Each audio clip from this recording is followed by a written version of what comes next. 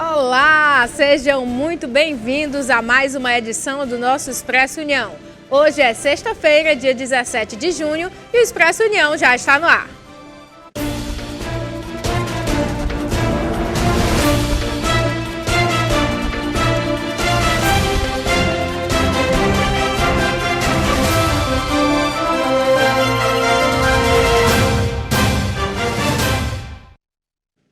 E já começa o jornal de hoje convidando você para acompanhar o nosso Expresso União de onde você estiver.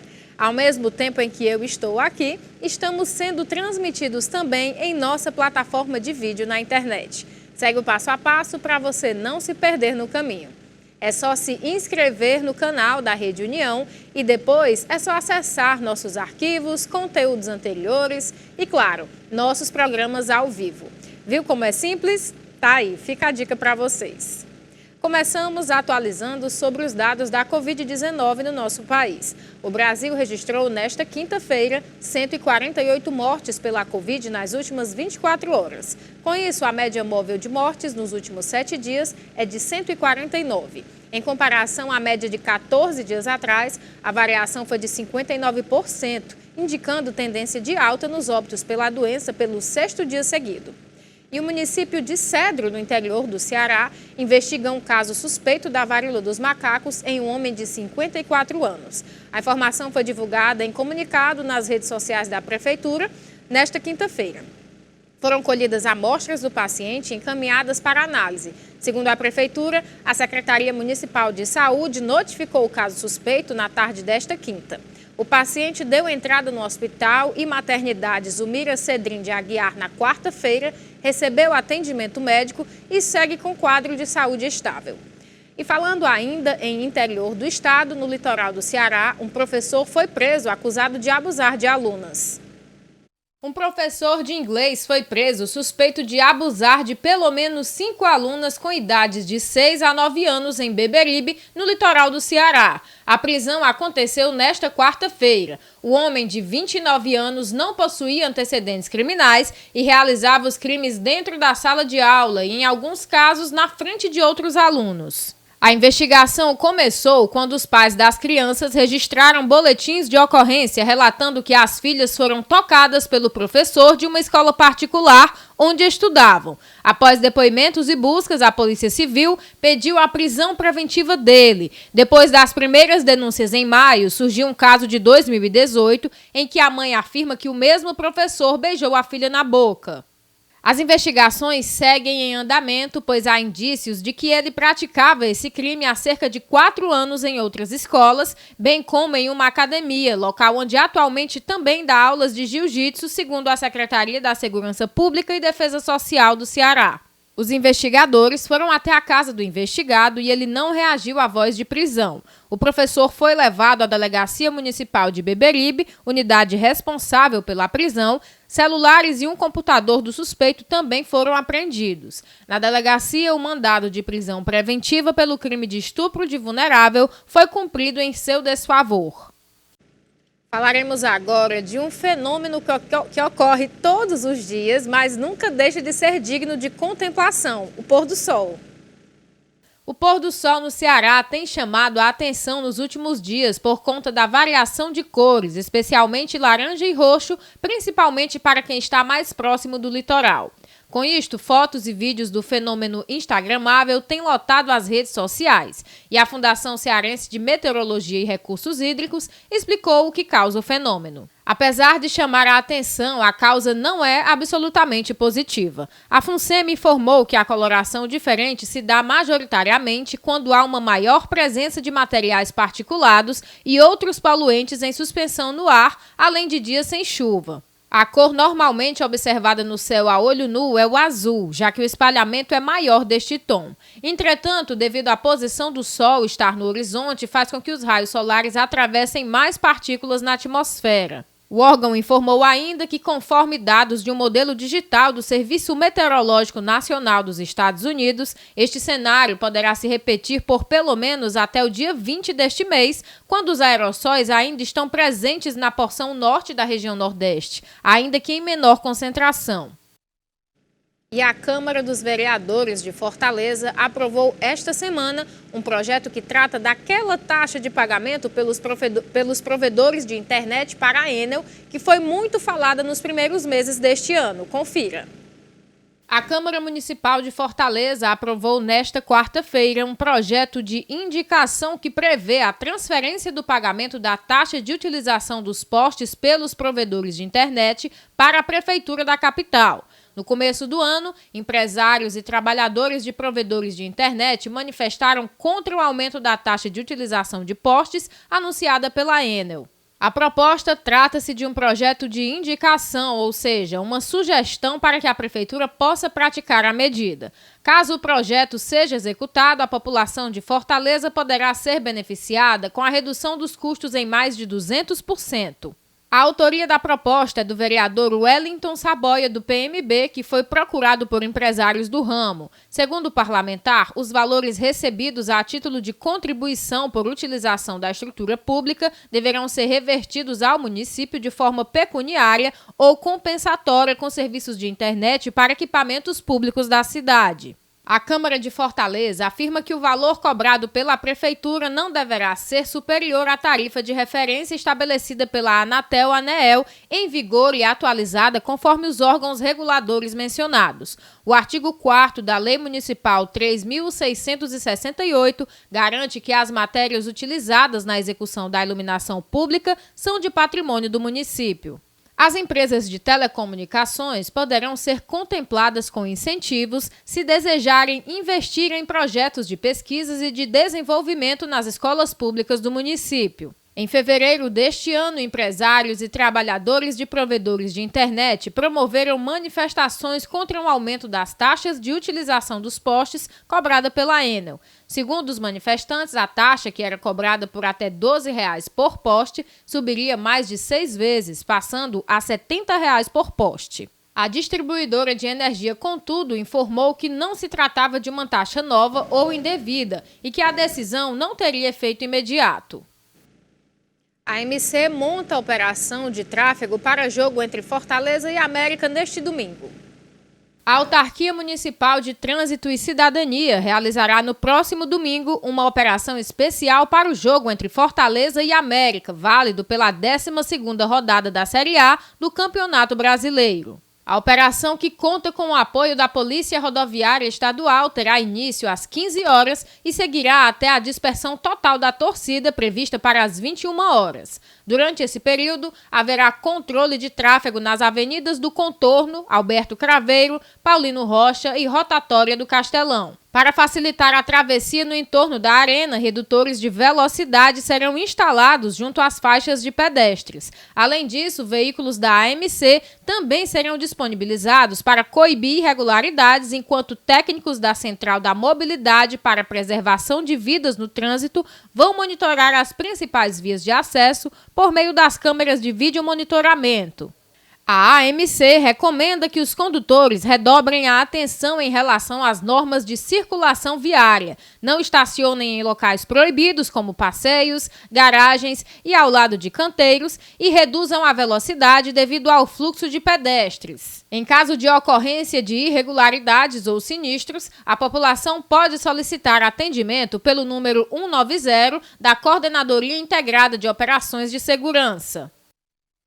O IBGE, Instituto Brasileiro de Geografia e Estatística, divulgou dados sobre o volume de serviços no Ceará.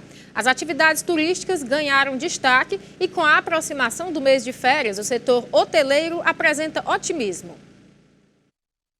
O volume de serviços avançou 2,4% no Ceará em abril, em relação a março, marcando o 13º mês consecutivo de crescimento do setor no estado, de acordo com os dados divulgados na última terça-feira pelo Instituto Brasileiro de Geografia e Estatística, o IBGE. Aqui em abril, na comparação com o mesmo período do ano passado, houve o destaque dos serviços prestados às famílias, onde ele teve um avanço da ordem de 108,5%.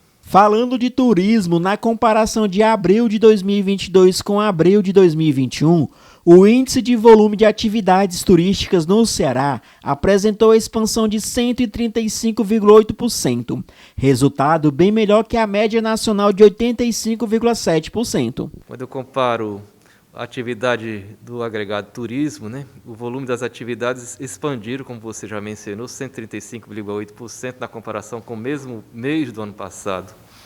E está muito vinculado aos setores que prestam serviços ao turismo, como hotéis, locação de veículos, transporte de rodoviário de pessoas, serviços de buffet. Então, todas essas atividades, a pesquisa mostrou uma expansão em suas receitas. A base de comparação que o IBGE está usando é do ano passado, onde o Brasil vivia várias restrições devido à Covid-19. Como a nossa base de comparação está sendo ou o primeiro quadrimestre deste ano com o primeiro quadrimestre do ano passado, ou então o mês de abril deste ano com o mês de abril do ano passado, a gente tem essa expansão, uma vez que o ano passado a gente estava ainda vivenciando as restrições por conta da segunda onda da Covid-19. O setor hoteleiro está bastante otimista para a temporada de férias. Olá, a nossa expectativa para a alta temporada de julho deste ano e de todo o segundo semestre é uma expectativa positiva. Nós temos uma demanda retraída ao longo dos últimos 2 anos por conta aí do Covid. E todas essas pessoas estão ávidas e com muita vontade de se movimentar. Além disso, temos também os eventos que foram represados ao longo também destes 2 anos e que deverão começar a ser realizados, já estão sendo, mas mais ainda de uma maneira mais forte a partir do segundo semestre. Então, tudo isso nos leva a crer que teremos um movimento, um fluxo turístico aqui no Brasil, aqui na cidade de Fortaleza e no Ceará, muito positivo. E mais uma vez, reafirmo que junto comigo e com nossa equipe, você pode sim fazer parte do nosso jornalismo. Temos 2 canais diretos com vocês de casa, o nosso número de WhatsApp, que é o 859-8101-0984, esse mesmo que está aparecendo aqui na tela, e para quem prefere o e-mail, nós também temos, é o jornalismo@redeunião.com.br. Lá você pode mandar a sua sugestão de pauta, denúncia, elogio, enfim, sua contribuição é muito bem-vinda. Agora nós vamos para um breve intervalo, na volta temos mais notícias para continuar deixando você super bem informado. Não sai daí que eu volto já!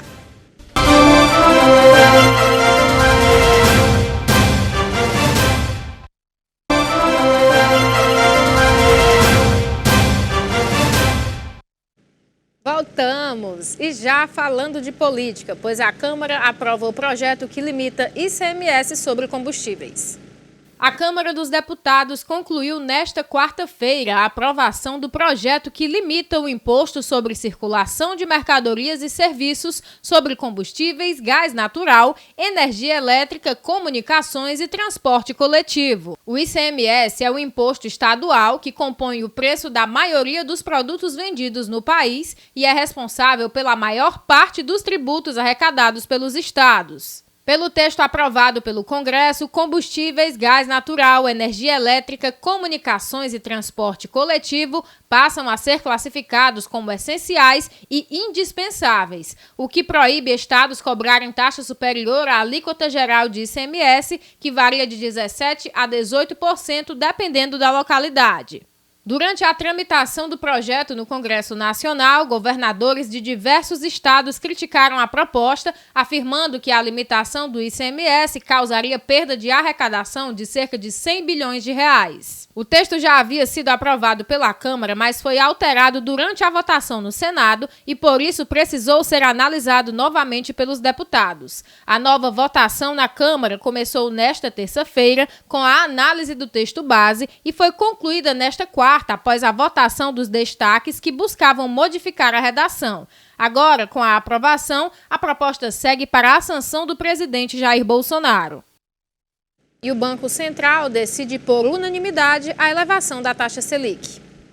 O Comitê de Política Monetária do Banco Central decidiu nesta quarta-feira, por unanimidade, elevar a taxa Selic de 12,75% ao ano para 13,25% ao ano, um aumento de 0,5 ponto percentual. Com o 11º aumento seguido na taxa básica de juros da economia, a Selic chega ao maior patamar desde dezembro de 2016, quando estava em 13,75% ao ano. No comunicado divulgado nesta quarta, o Copom diz antever um novo avanço da Selic na próxima reunião, marcada para o início de agosto. O aumento será de igual ou menor magnitude, segundo o comitê. O aumento anunciado nesta quarta já era esperado pelo mercado financeiro, com base em sinalização do Copom na reunião anterior em abril. Na ocasião, o Banco Central informou que pretendia elevar a taxa novamente, mas em menor intensidade do que o avanço anterior, que foi de 1 ponto percentual.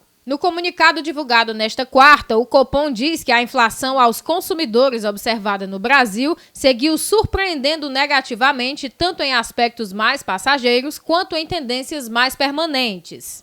Como principais fatores de risco para a persistência da inflação, o Copom cita as pressões globais de altas de preços motivadas por revisões negativas de projeções de crescimento no mundo e a incerteza por parte dos investidores em relação ao respeito pelo governo brasileiro das regras fiscais do país. O Copom diz considerar apropriado que o ciclo de alta continue avançando significativamente em território mais contracionista, isto é, que a Selic continue subindo. Entre as mais importantes normas em vigor para controlar os gastos públicos estão a Lei de Responsabilidade Fiscal e o teto de gastos elevado pelo governo em 2022 para encaixar o pagamento do Auxílio Brasil de R$ 400.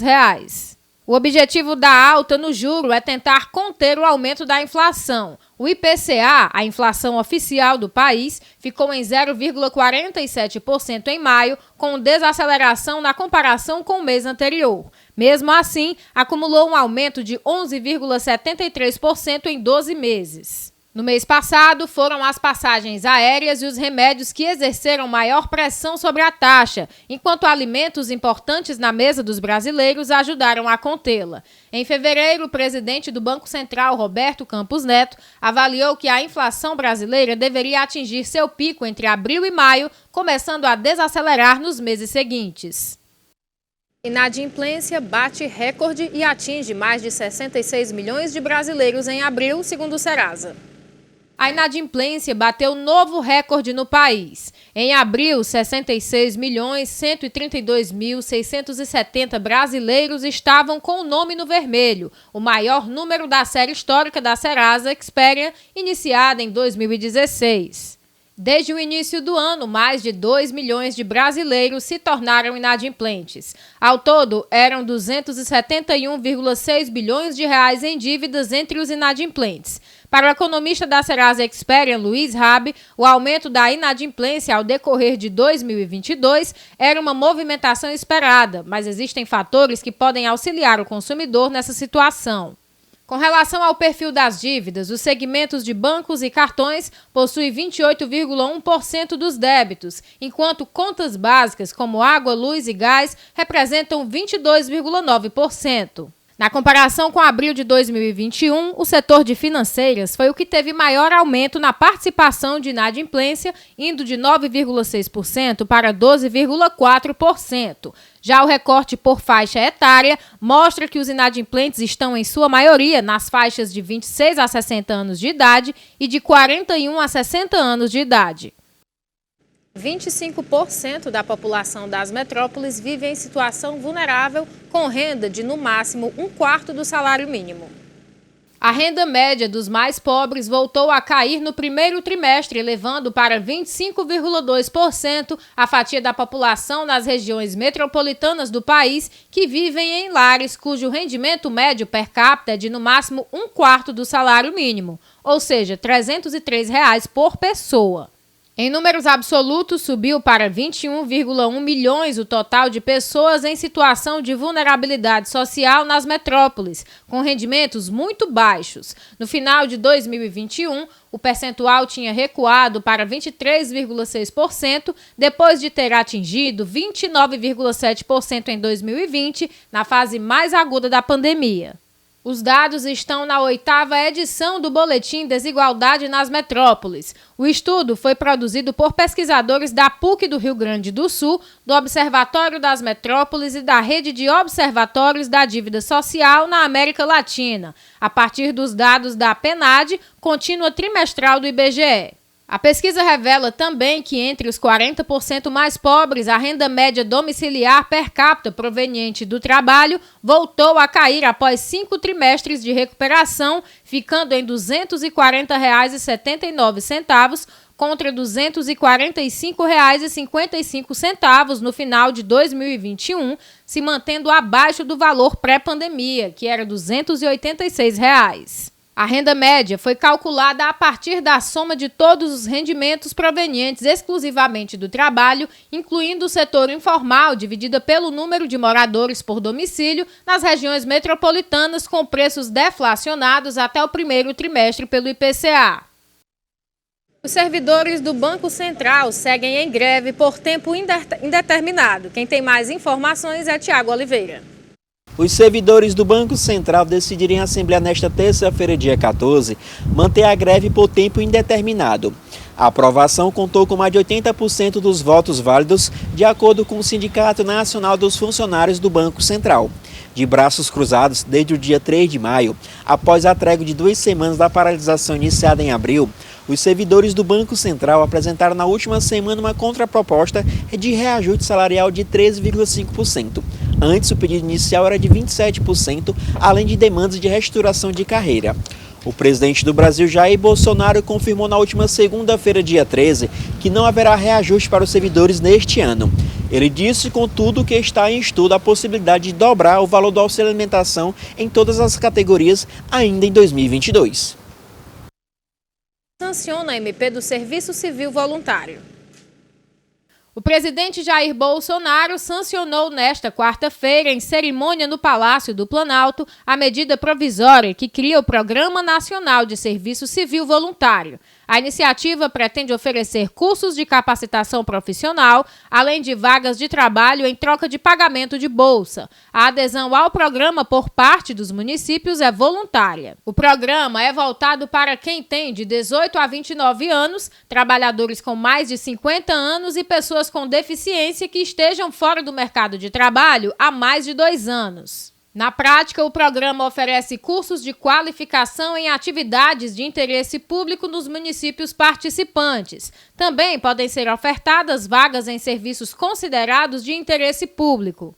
O beneficiário do programa receberá auxílio financeiro a título de bolsa, além de seguro contra acidentes pessoais e vale transporte ou outra forma de transporte gratuito. Segundo o texto que chegou ao Senado, os participantes que ficarem mais de 1 ano no programa terão direito a um recesso de 30 dias, sem prejuízo do recebimento da bolsa. Os contratos prevêem jornada máxima de 22 horas semanais, com limite de 8 horas diárias. O valor da bolsa deverá ser calculado com base no total de horas dos serviços executados e do curso de formação técnico-profissional feito pelo participante, tomando como base o valor equivalente do salário mínimo dividido por hora. Na prática, os participantes do programa terão como teto de remuneração mensal menos da metade do piso nacional, R$ 572, sem direitos previdenciários e trabalhistas. O público prioritário será composto por beneficiários de programas de transferência de renda e membros de famílias de baixa renda. A inclusão de pessoas com deficiência no público-alvo foi feita durante a tramitação na Câmara dos Deputados e não estava na medida original. Outra mudança foi na duração do programa. O governo definiu até o fim deste ano, mas os deputados mudaram para 24 meses a contar da publicação da nova lei. A aprovação do projeto não foi unânime no Congresso Nacional. Parlamentares de oposição criticaram a forma de contratação de mão de obra sem vínculo empregatício. Justiça decreta sequestro de bens do PCC e de contador ligado a Lula. A primeira vara de crimes tributários, organização criminosa e lavagem de dinheiro da Justiça Estadual de São Paulo determinou o bloqueio de 40 milhões de reais em imóveis e ônibus de integrantes do PCC e do contador João Muniz Leite, que foi responsável pelo imposto de renda do ex-presidente Luiz Inácio Lula da Silva e até hoje cuida da contabilidade e divide sala com empresas do filho do petista Fábio Luiz Lula da Silva, o Lulinha. O pedido foi feito pelo delegado Fernando Santiago e endossado pelo Ministério Público Estadual de São Paulo. Além de Muniz, atinge o traficante de drogas Anselmo Becelli Santa Fausta, o Cara Preta, considerado um dos principais fornecedores de drogas do primeiro comando da capital, e seu sócio Silvio Luiz Ferreira, o Cebola, chefe da Sintonia do Progresso, o setor que cuida do tráfico doméstico mantido pela facção. Santa Fausta foi morto em dezembro de 2021 em uma emboscada na Zona Leste. A medida da Justiça atingiu 250 ônibus da UpBus, a empresa de ônibus comprada por Santa Fausta, supostamente com dinheiro lavado nas loterias. A UpBus mantém contrato de 660 milhões com a Prefeitura de São Paulo e toma conta de 13 linhas de ônibus na Zona Leste. Além de Santa Fausta, Cebola, que está foragido, faz parte da diretoria da empresa. O sequestro dos ônibus e não das contas da empresa serviu para que ela não paralise seu funcionamento, prejudicando os usuários. O contador é suspeito de ser o operador de um complexo esquema de lavagem de dinheiro através de prêmios da Loteria Federal. Muniz, ao lado da esposa, ganhou em loterias federais 55 vezes somente no ano de 2021. Segundo a contagem final da Polícia Civil, o montante levado pelo contador em prêmios na loteria chegou a 40 milhões de reais. Do total, 16 milhões ficaram com o contador e o restante teria ficado com Santa Fausta. Em diversas ocasiões, os valores das apostas superavam o dos prêmios obtidos, com exceção de 2 prêmios de 16 milhões na Mega Sena. Bolsonaro fala sobre novo aumento no preço dos combustíveis. O presidente Jair Bolsonaro criticou a Petrobras em uma publicação no Twitter nesta sexta-feira, em meio à expectativa de que a estatal anuncie novos reajustes no preço do diesel. O presidente afirmou que a Petrobras pode mergulhar o Brasil num caos, destacando que o governo federal, enquanto acionista majoritário da empresa, é contra qualquer aumento nos preços dos combustíveis. Segundo Bolsonaro, a posição está ligada não apenas ao exagerado lucro da empresa em meio a uma crise econômica mundial, mas também devido ao interesse público previsto na lei das estatais. Fontes da companhia informaram que o diesel deve ser reajustado entre 12% e 14%, com o novo valor já valendo a partir do próximo sábado. A defasagem atual do diesel aferida pela Associação Brasileira dos Importadores é de 18%, ou de R$ 1,08 por litro. O cenário foi tema de uma reunião extraordinária do Conselho de Administração da Petrobras na quinta-feira. Apesar da resistência de alguns conselheiros, o órgão autorizou o reajuste no diesel. Conselheiros apontaram que foram apresentadas informações sobre a necessidade de aumentar o preço e relatórios atualizados sobre o risco de desabastecimento do diesel caso não ocorra um reajuste. O Brasil depende de importações do combustível para atender à demanda e, portanto, não pode ter uma defasagem grande com os preços no mercado internacional. Nosso Expresso está chegando ao fim, é sempre muito bom estar aqui com vocês. Ótimo final de semana, agradeço sua audiência e amanhã tem mais Expresso União. Tchau!